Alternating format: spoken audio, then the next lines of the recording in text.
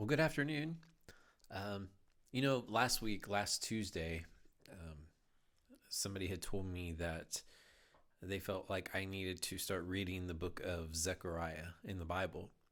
And so I took their advice and I began reading that book. I got through the first chapter and I had this vision for some reason of Abbas, who is the Palestinian prime minister. He had come to mind.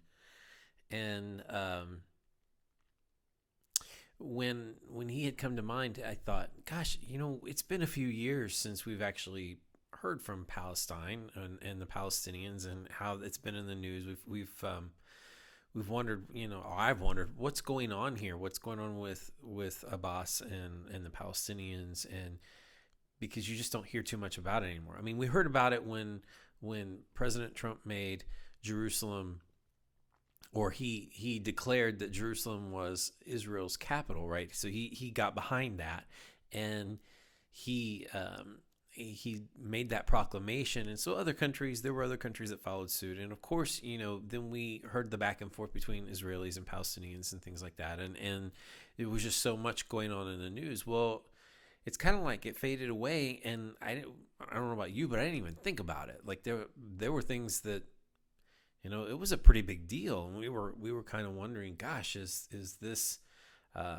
what was written about, where all the nations are going to amass themselves against Jerusalem? But then it kind of faded away, and so I read Zechariah 1, and I got the vision of Abbas came to me, and I would encourage you to read Zechariah 1, by the way.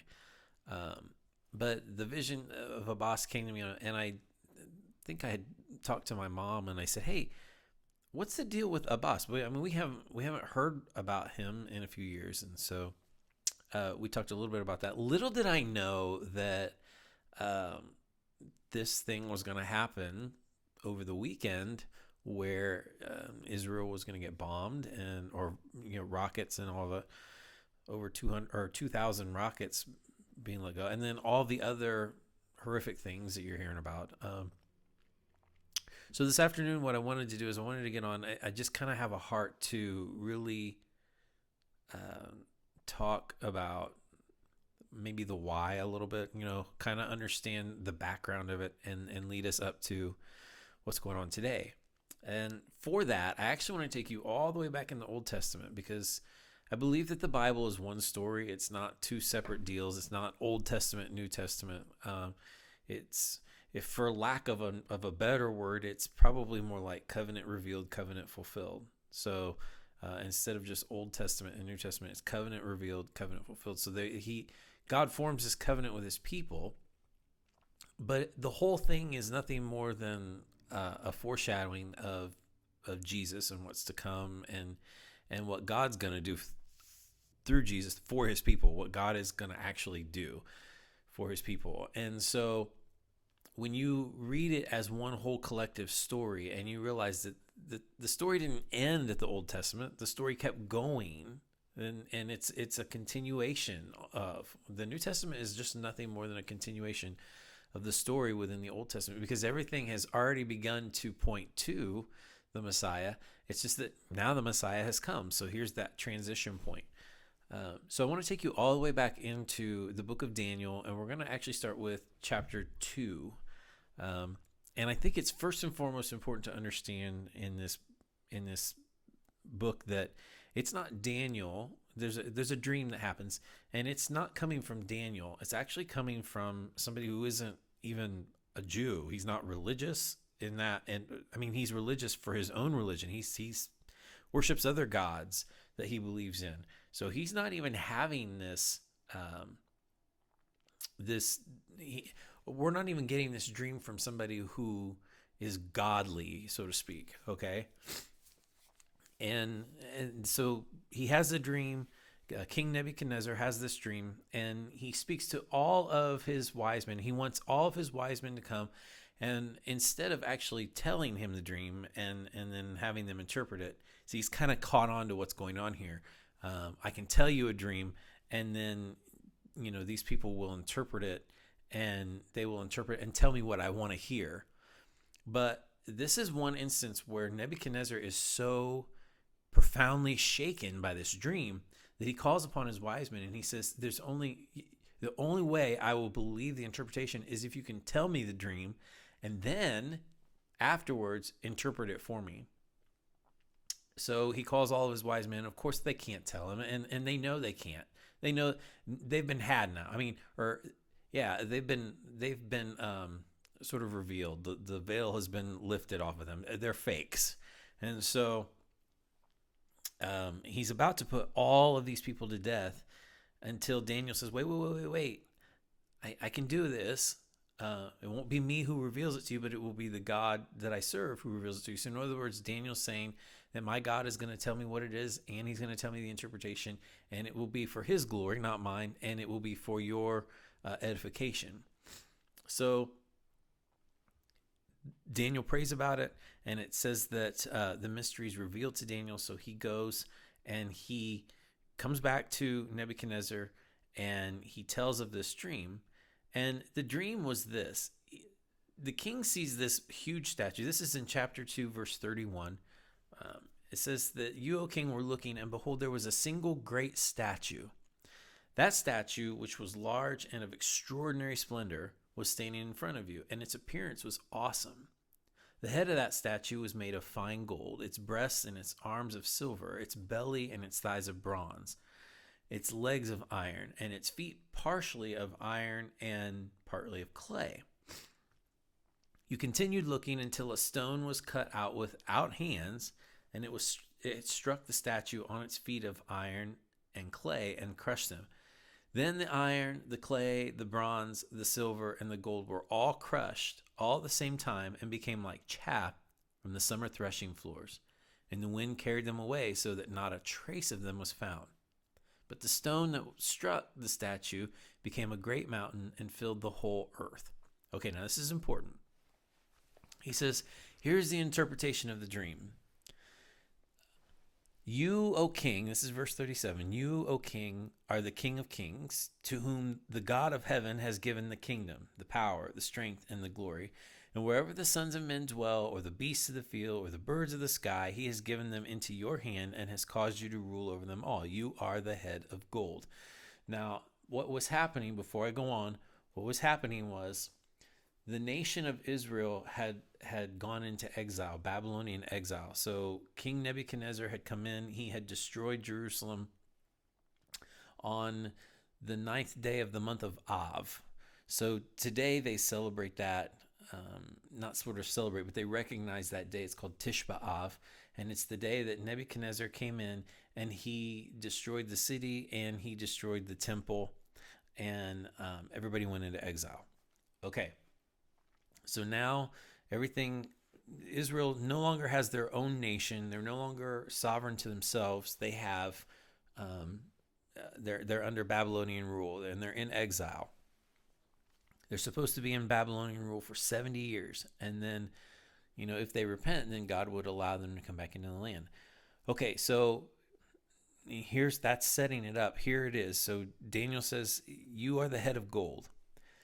And he says, after will rise another kingdom inferior to you, then another third kingdom of bronze, which will rule over all the earth.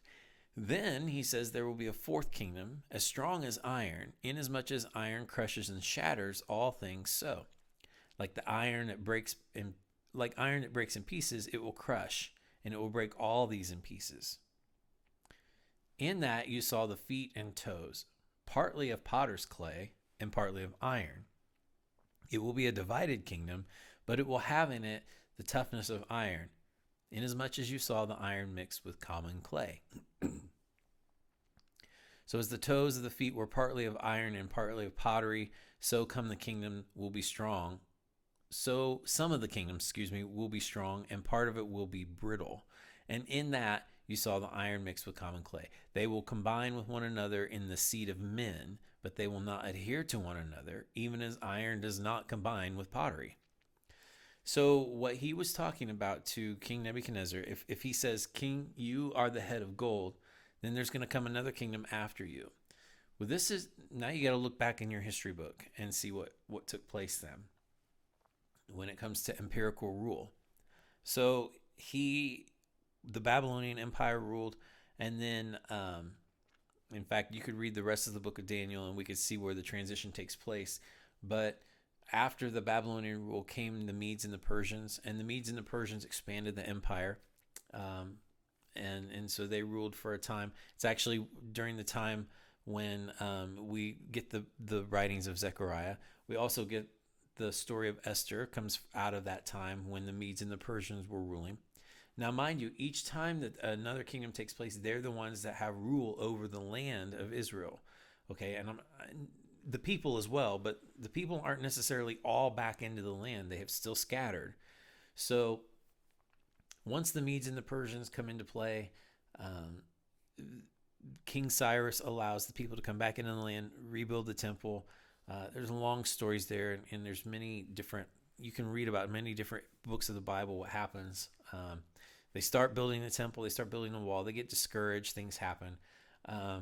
They end up, at one point, they actually go and start building their own homes, and God says, wait, what the heck are you doing? You're building up your own home. I called you to come back in and build up my home, my house, the temple, and you're coming in and building your own homes and living in your own luxury while my house stands desolate. So what God was saying, we put him first. Then, what happens then after that is the Medes and the Persians go to war with Alexander the Great, and Alexander the Great was Grecian, so the Greek Empire is the third kingdom. It's the kingdom of bronze, and so they come in and they rule for a time. Again, they are over the land. They expand the empire even more than what the Medes and the Persians had. And then by the end of it all, the fourth kingdom after Greece is Rome.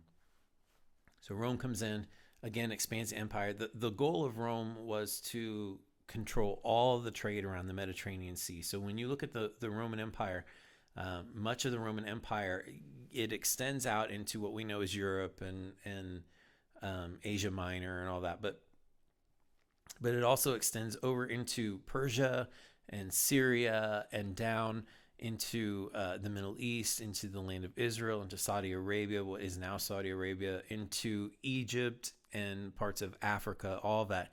You can see the expansion of the Roman Empire. And again, they were in control of the land of Israel. So even though Jewish people were allowed to come back into their land, what was happening was they were still under somebody else's sovereign rule. And bad things happened during those times, you guys. But in the course, there was a second temple that was rebuilt. So they finally got the temple rebuilt, Nehemiah. And during that time, the Greeks, and now the Greeks came in and defiled the temple a little bit, but there was a revolt. They took back the land.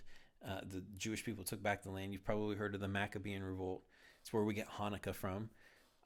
So if you read 1st and 2nd Maccabees, which is to a Protestant, it's an apocryphal, I can't say it. It's apocrypha writing. But if you look in a Catholic Bible, for example, it has 1st and 2nd Maccabees. You can read those stories and understand where Hanukkah comes from.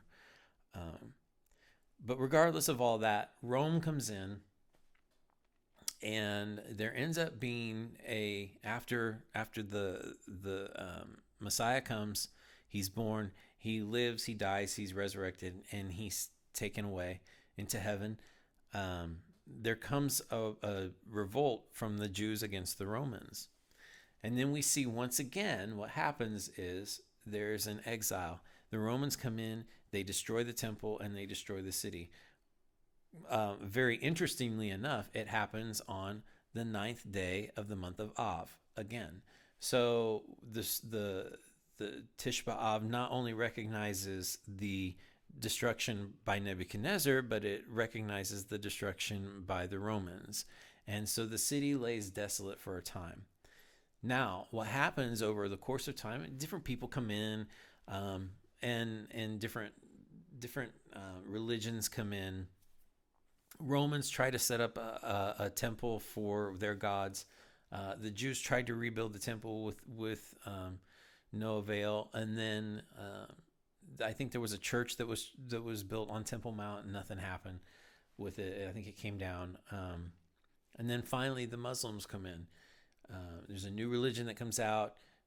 Muhammad, you probably you can read all about that and the dream or the vision that he has, or whatever you want to call it, and so he forms the Islam faith, and they come in. Mecca's their home, but they come in and they want to build a place. They recognize the holiness of Jerusalem, and they claim to be from the lineage of Ishmael, who was from Abraham, and so they want Jerusalem to be their holy place too, because that's where Abraham was. And so, and there's again, I'm really kind of watering this down for time's sake. You can go read about it.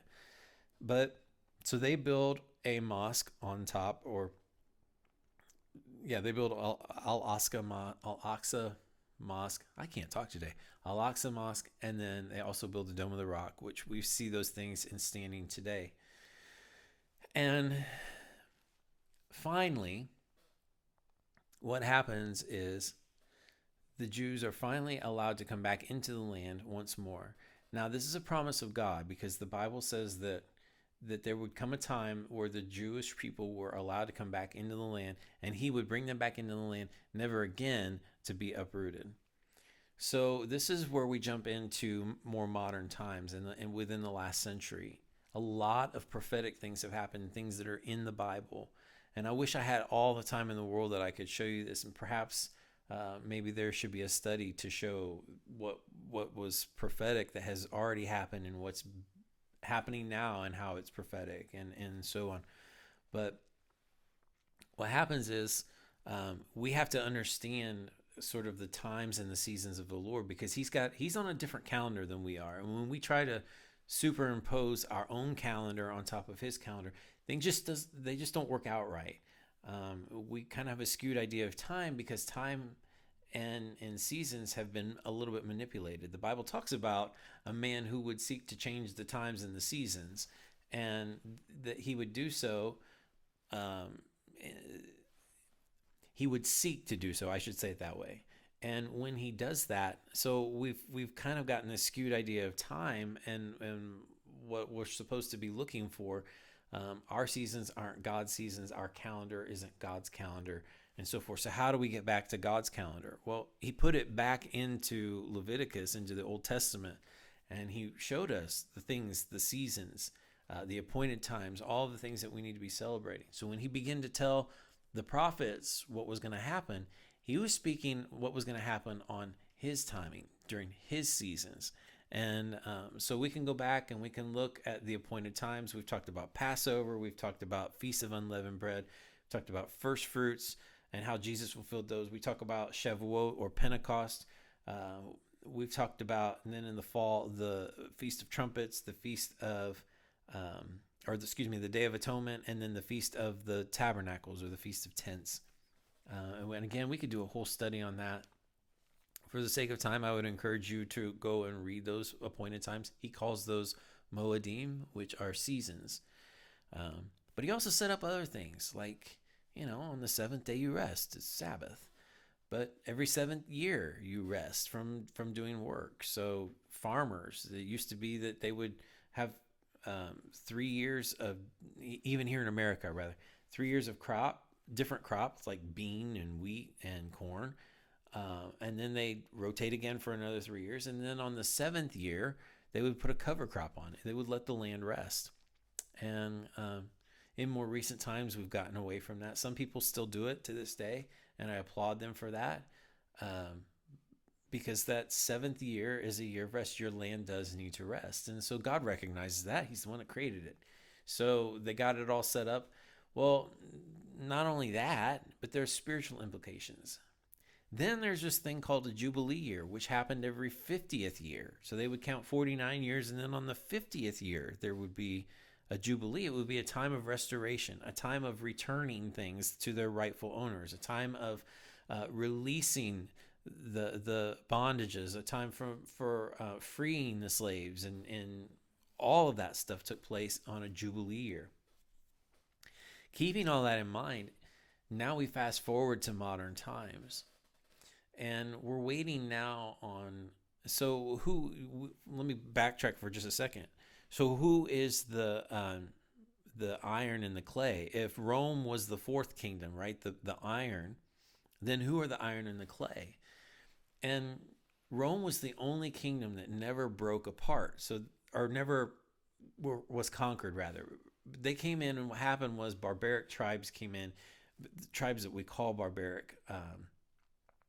But now, I mean, they were the English, the Anglos, and the Saxons, the Visigoths. You've probably read about them in your history books. The Germanic tribes, all the tribes that we sort of know that have morphed into what we know today, and they begin to intermarry and intermingle, and what created the European Union. So that's what that's called. Now you can also say America kind of is an extension of that, because what happened? Well, those people came from Europe over to the Americas, to the New World, and sort of taken, because they didn't want to be under the oppression of the king there, right? And so all that took place.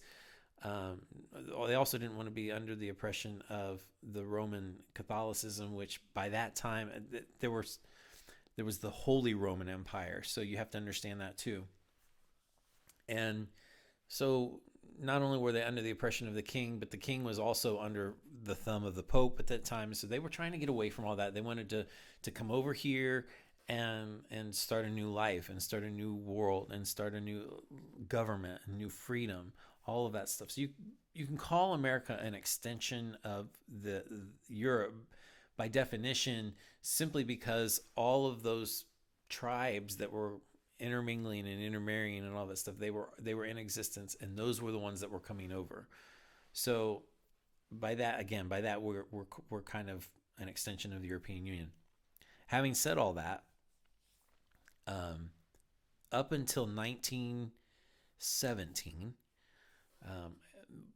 the land of Israel and all that stuff was still under foreign rule. So Israel didn't have it. Even though the Muslims sort of inhabited some of it, it really wasn't under their rule either. In fact, Britain owned it, and Russia owned part of it, I believe. So there was, and it seems like there was one more country that owned part of it, maybe Libya or something. But it was under British rule. Parts of it were under Russian rule, and then in this third country. And so what's happening? 1917 rolls around. What's happening in 1917? There's a world war going on. There's World War One. Now, British government recognizes that they need to make a move in order to help secure the win of this war, but they need the vote. And in order to have the vote, they're going to need help from all of their Jewish citizenship. Well, there's a lot of Jews, and that's going to be a lot of votes. How are we going to get those votes? And so what happens is the British government releases this mandate, this document, and it's called this declaration. It's called the Balfour Declaration. It was released in 1917. Now I want you to pay attention to this, because 1917 was a Jubilee year. By biblical calendar definition, it was a Jubilee year. So God is now beginning to work in this Jubilee here. And so he's allowing the people to come back into the land. There's a declaration to say it's coming back into the land. Okay, a few years later, in 1923, the actual British Palestinian mandate takes effect, and it actually allows the people to come back in and to establish a home. The Jewish people rather, to come back in and establish a home in this land. And so we have to look. So is God at work here, or what? Because if God is at work, then we have to see that something's happening in his time and his calendar and his seasons. And sure enough, it was the Feast of Tabernacles that all of this took place. So God was saying, during the feast that celebrates the fact that they were in the wilderness, that God did dwell with them even while they were in the wilderness, but he was leading them into the promised land, right? That's why the Feast of Tabernacles was originally set up. And so all that taking place, he's allowing them. Now, this is the actual, it's taking effect now that they can come in and they can reestablish their homeland. Then in 1948, the nation of Israel becomes a the land of Israel becomes a nation, or they call it a state at that time. So the state of Israel takes place. It's an important year, 1948. That happened. And then, so now I want to backtrack to 1917. So what would happen if that's a Jubilee year? So every 50 years now is a Jubilee year, right? So what's going to happen? In 1967 would be the next Jubilee. And what happened in 1967 was the 6-Day War, in which Israel gained sovereignty over the land. They gained sovereignty over Jerusalem, the old city even, because it was under Jordanian rule. So they gained sovereignty over the old city of Jerusalem. And so for the first time since King Nebuchadnezzar went in and exiled the people, for the first time, Israel was able to come back in and have their own sovereignty. So this is God at work, prophetically speaking. And that happened on a Jubilee year. Now, something else that tends to happen is God works in 50-year increments for other things too. So even if it's not a Jubilee year, when something bad happens, there tends to be like this 50-year period where it's almost like God is patient for 49 years, but then he gives us 50 years to get it right, and we don't get it right. So 50 years comes down, and then other things happen. Well, the British-Palestinian Mandate happened on Sukkot, allowed the people to come back in. There was war at that time to get to that point. Well, what happened 50 years later in 1973? The Yom Kippur War. And guess what? It happened on a holy day, on Yom Kippur, the Day of Atonement. So that's an Arab-Israeli war between Israel and Egypt. Oddly enough, it happened in Sinai Peninsula at the Suez Canal, which the Suez Canal, as if you look at a map, is actually part of the Red Sea. What do you know about Israel, Egypt, and the Red Sea? Dates all the way back to Moses. So you're seeing that all these things kind of take place. It's really cool. And then I'm sure in 1973, when they were going through this war, when the lives were being lost and all that, you didn't know what was happening. But now we have a chance to look back and go, okay, God is really at work here. Something is happening.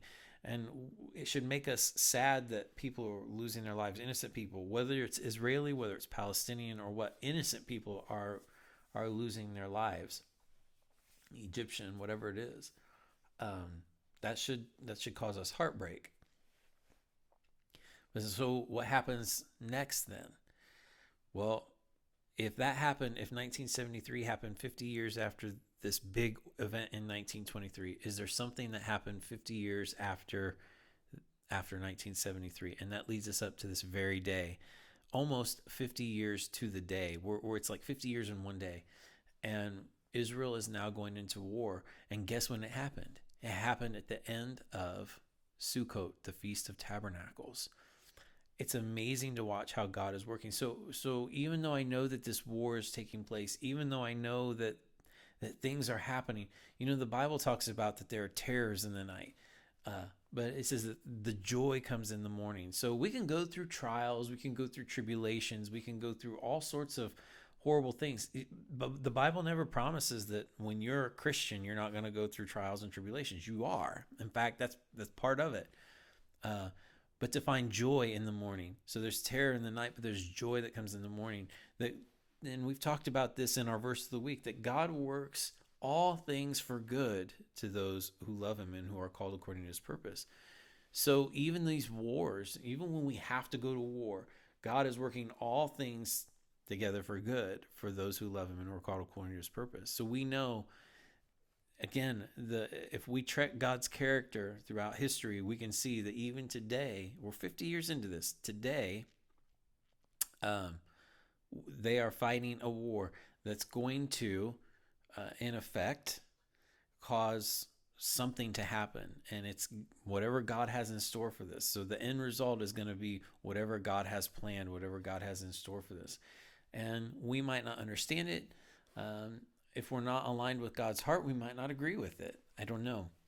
But we can be sure and rest assured that God is going to look after his people. And I kind of want to be bold enough to say that if we're not following God's heart, then we're kind of in trouble. I mean, and if we don't agree with what's going on, take it up with God, because he's the one that's in control. And we can like it or we can hate it. And I hope that we're aligned with God's heart in it. I hope that we're aligned with what God has planned, even though there's war that has to happen, and even though innocent lives are being lost. And again, should be in heartbreak. I tear up every time I think about it, and I get choked up. I try not to talk about it much because I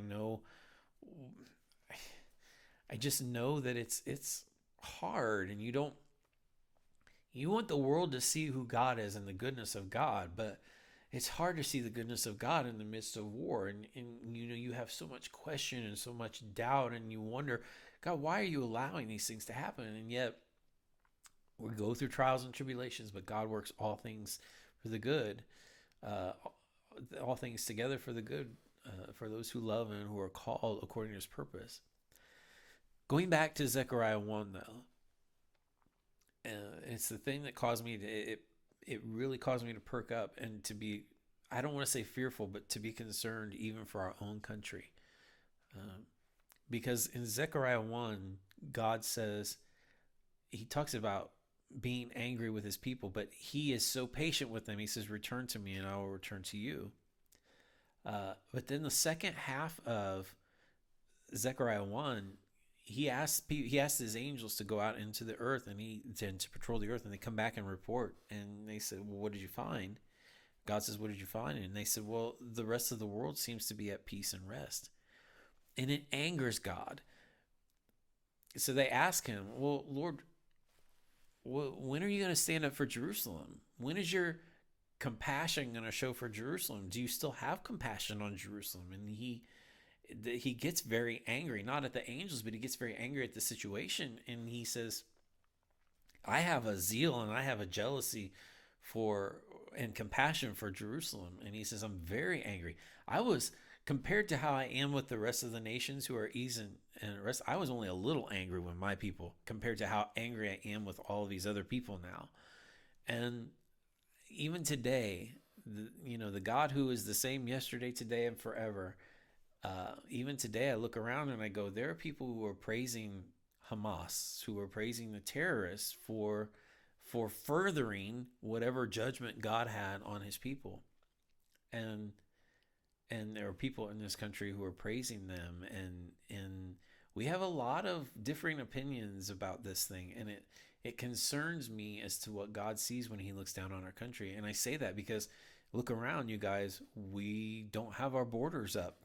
Our borders are down because we were gung-ho about not having those borders up. And I'm not trying to get political on you, but I'm just saying we are in a vulnerable state, our country is.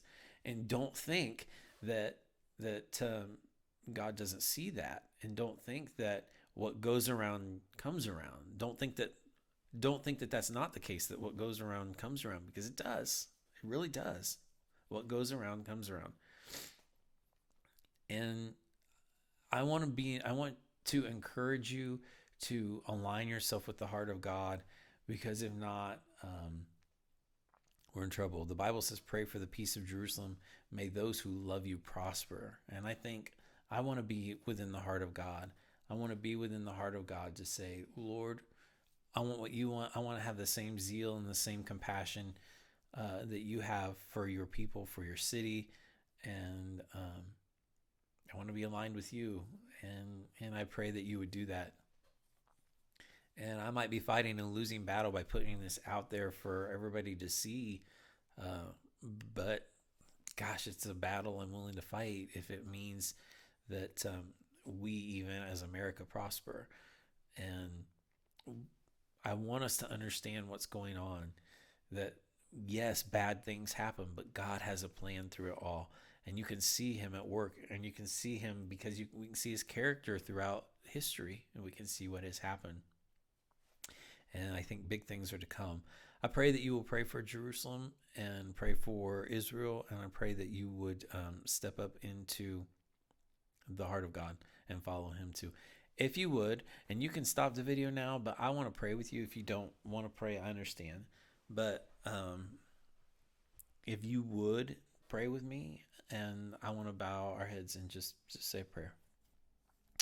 Father, I just lift up your city, Jerusalem. I lift up your nation, your land, Israel, the land that you promised your people, and that you promised that they would come back in and never be uprooted again. Lord, we're holding you to your promise. We're holding you to your word. And Father, I just pray that you would bring peace to the people of Israel. You would actually bring peace to the people of Palestine, the innocent people who don't align with their government, who don't align with the terrorists, the innocent people who are saying, we just want to live in peace. And I know that there are people out there like that. We've heard from people in Israel who are saying there are Palestinians who they're innocent. They just want to have peace. Same with Iran. Oh Lord, there are Iranians who are going, man, we love the Israeli people. We love the Christian people. We don't align with our government. We don't align with what they're doing. Gosh, Lord, I don't even align with our government here in America. And there are people in Israel who don't align with their government. I'm not sure about the Israeli government right now, but I know that you have a plan. And Father, I pray for anybody who's listening, Lord, that you would align them with your heart, that those who love you and those who pray for the same things that we're praying for now, your word says, those who pray for the peace of Jerusalem, may they prosper. So I pray anyone listening would pray with me that they would prosper as well, Lord, and also that you would reveal yourself to them. Reveal your kingship, your lordship, your love, your compassion, and draw us all near to you, Lord. I love you and I praise you in Jesus' name. Amen.